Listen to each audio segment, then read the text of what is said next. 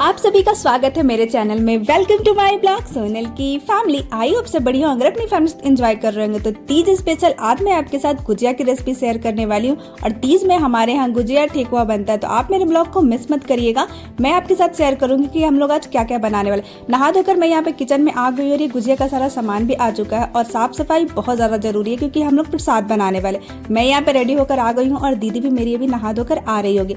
उससे पहले मैं कुछ चीजें जो है उसको भून लेती हूँ। गुजिया की जो जान है वो ड्राई फ्रूट्स होता है, तो यहाँ पे मैं कढ़ाई को गर्म कर लेती हूँ और उसके लिए मुझे ड्राई फ्रूट को थोड़ा सा यहाँ पे गर्म करना है। तो मैं यहाँ पे घी के साथ इसको भून लूंगी। तो मेरा घी हो गया था गर्म, तो काजू को मैं यहाँ पे अच्छे से चेक कर ली थी, सारा कुछ फ्रेश था। तो यहाँ पे मैं थोड़ा सा घी डालने के बाद इसको फिर लाल होने के लिए भून लेती।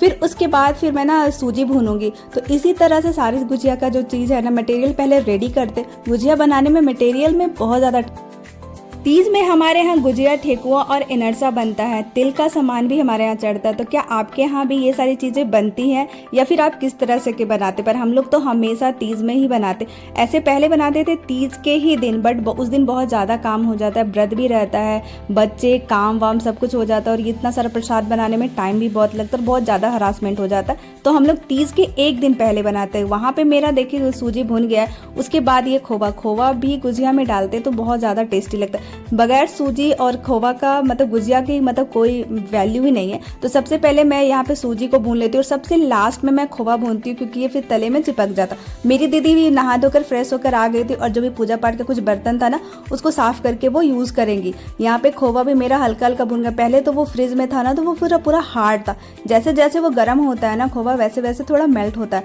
और मैं दीदी कुछ बातें कर रहे थे और हंस भी रहे थे क्योंकि एक साथ जब दो लोग रहते हैं ना तो चुपचाप कोई काम होता नहीं और काम बहुत ज़्यादा ईजी हो जाता है। तो हम फाड़ा बहुत हार्ड होता है, इस वजह से इसको तौलिए में रख के और इसको थोड़ा थोड़ा ना दबाया जाता है ताकि इसका जो है ना वो सॉफ्ट हो जाए और ये चाकू से फिर ये अच्छे से कट जाए बारीक।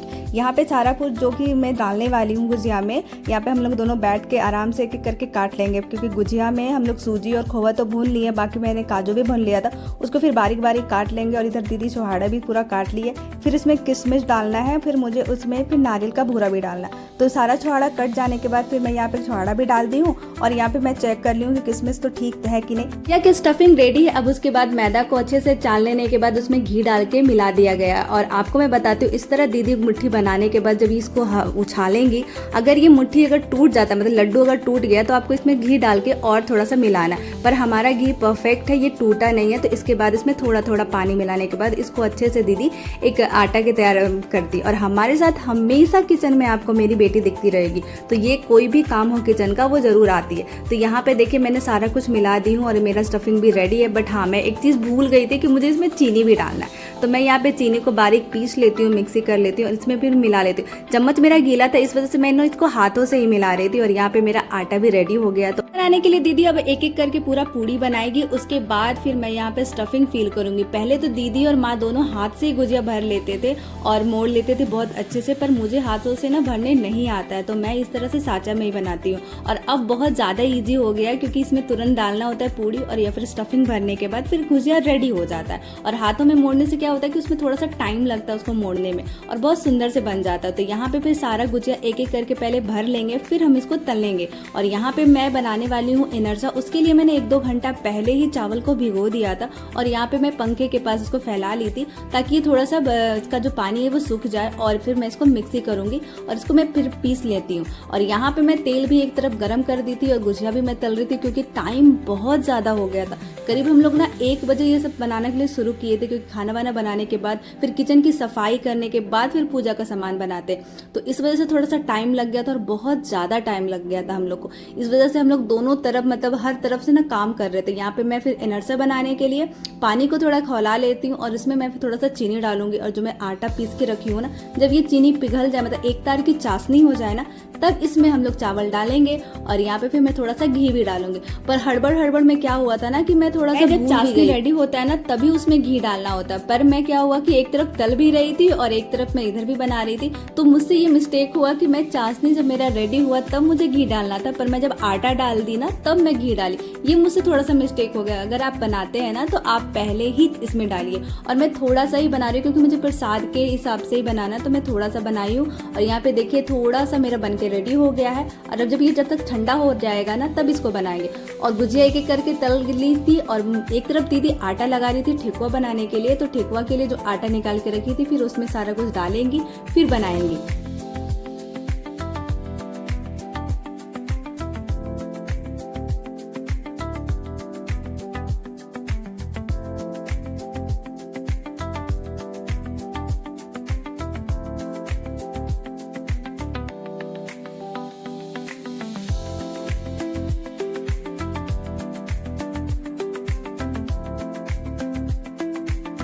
कि 6 बजे हम लोग किचन से फ्री हुए सारा कुछ बनाने के बाद। गुजिया हमारा बन गया, सारा कुछ बन गया था। अब था ठेकुआ बनने में। तो ठेकुआ एक बार का बन गया था, थोड़ा सा ठेकुआ और बनाना था। तो दीदी सारा कुछ एक एक करके उसको ठोक रही थी। और ये जो तेल आप देख रहे हो ना, इतना ज्यादा इसका रंग हरा हरा क्यों लग रहा है? इसमें पीतल की कढ़ाई में जब हम तलते हैं ना तो उसका जो पीतल का गुण है वो इसमें आ जाता है, जो कि बहुत फायदेमंद होता है। और यहाँ पे सारा कुछ दीदी डाल रही थी। धीरे धीरे करके सारा ठेकुआ तल जाएगा। तो मैं सबसे अंत में इनरसा बनाती हूँ। तो इनरसा के अंदर मैंने खोवा भी भरी हूँ। और यहाँ पे मेरा ठेकुआ बनने के बाद सबसे लास्ट में इनरसा बनाती हूँ, क्योंकि ये ना कम तेल में तलाता है। फिर भी हमारे कढ़ाई में तेल बहुत ज्यादा था तो मैं इस तरह से जाली में रख के इसको तली थी।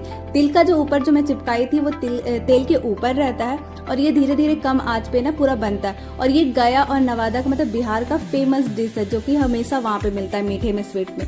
तो मैं यहाँ पे इनरसा बना ली हूँ, थोड़ा सा ही बनाई हूँ। करीब मेरा 12 ही इनरसा बना था, जो कि प्रसाद चढ़ाने के लिए काफी था। सारा कुछ बनाने के बाद मैं फिर साफ सफाई करूंगी। और फिर रात की मतलब तीज की तैयारी में सबसे पहले मेहंदी भी लगती है ना, तो वो मैं मेहंदी भी लगाऊंगी। अगर मेरी वीडियो आपको अच्छी लगती है और पसंद आती है तो आप मुझे लाइक शेयर सब्सक्राइब करना बिल्कुल ना भूलें। अगर मेरे चैनल में आप नए हैं तो एक बार मेरी वीडियो को वॉच करें और सब्सक्राइब जरूर करें। मैं इसी तरह अच्छे अच्छे ब्लॉग्स अपनी फैमिली के साथ आपके साथ शेयर करती रहूंगी। और यहाँ पे मैं खुद से बना रही हूँ, मतलब मेहंदी लगा रही हूँ। ये रात के